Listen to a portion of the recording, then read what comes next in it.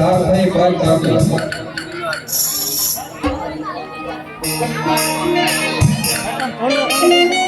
એ છા પછી આવજો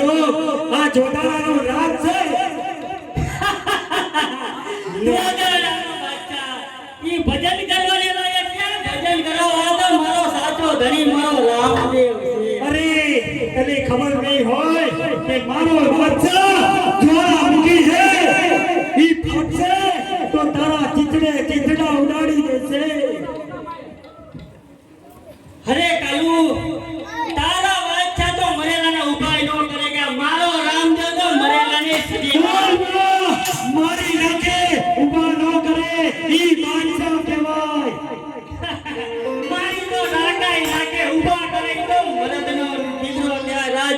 દીકરો. અરે બાદશાહ આ કેમ આમ કરે છે? અરે બિરબલ કોણ છે? એ કોણ છે?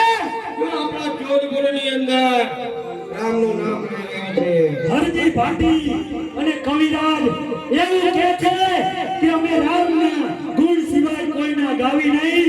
કે તારા બાદશાહને કે મરેલાને સજીવન પણ ન કરી શકે. અરે હરજી આ જોધપુર છે, આ જોધારાનું નામ છે. અહીંયા જોધલબેનનું નામ લે.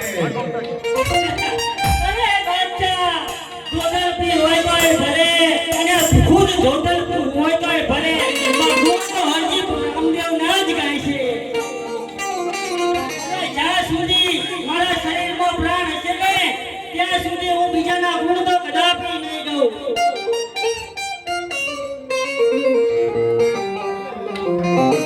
અરે હરજી હજી કયું મરી ગયા? શું તો શું તારા રામદેવને પણ આ જોધલબેનનું નામ લેવું પડે અને આ જોધલબેનના ચરણોની અંદર ભક્ત નમાવવું પડે. અરે બાદશાહ, તને તો ક્યાંથી ખબર હોય? મારો પીર તો ભેગા નામના રાક્ષસને પણ ભંડારી દીધો. તું તો મચ્છર કહેવાય, મચ્છર. પહેલમાં રાક્ષસને મારવો એ કોઈ એવી મોટી મર્દાનગીની વાત નથી.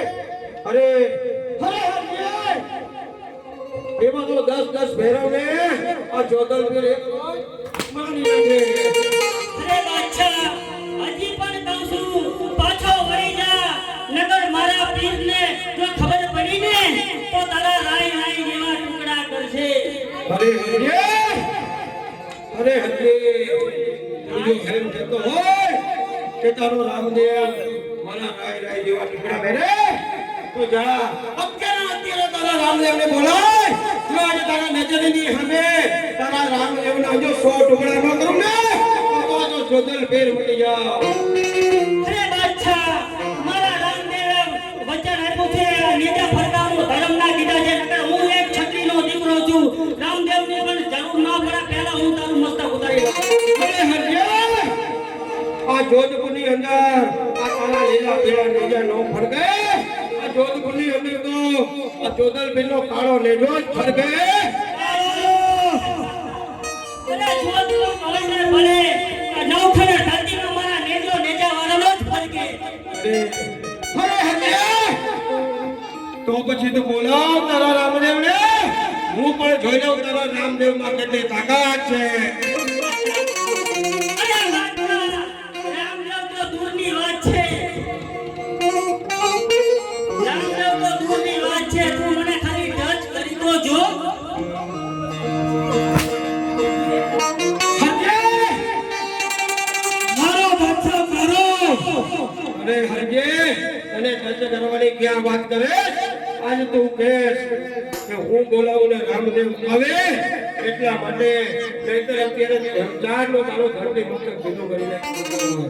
અરે બાદશાહ, હજી તો કહું છું કે પાછો વળી જા.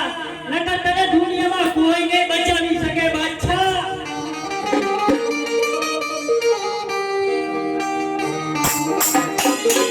અરે કનૈયા, તને શું ફરજો છો? આપણે જુઓ છે રામા પીલા 4 વાગ આ બધા